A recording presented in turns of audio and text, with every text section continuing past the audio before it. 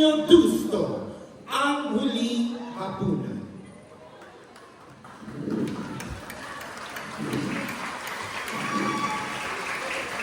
Matapos sa 40 araw ng pag-aayuno ni Jesus, siya ay dinala ng banal na Espiritu sa Galilea upang simulan ang kanyang mga gawain. Pinakunan niya ang kanyang mga alagad sakay ng isang bangka papunta sa kabilang bayan, at pagdating ng gabi ay sinulubos sila ng malalakas na hinahampas ng malaking alak at kanilang sasakyan. Anak ng hangin, kumapit kayo!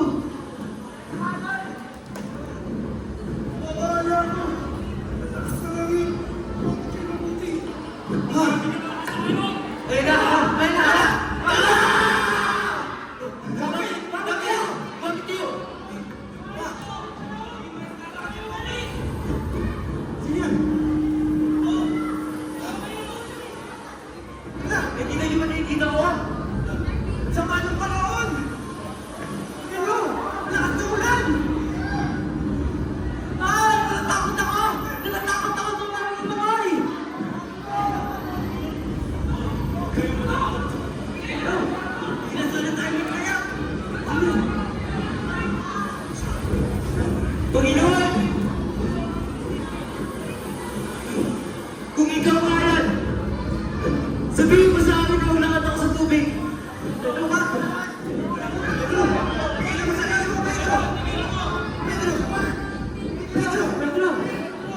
Pedro!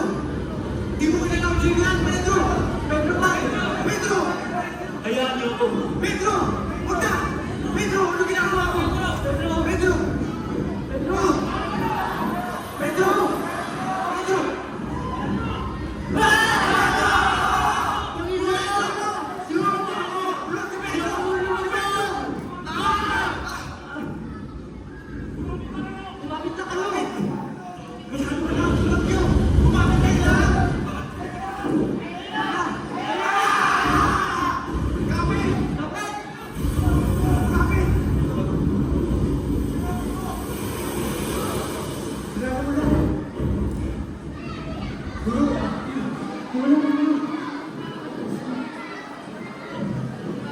Nang pinatigil ni Jesus ang bagyo, ay patuloy sa paglalakad ang mga ito.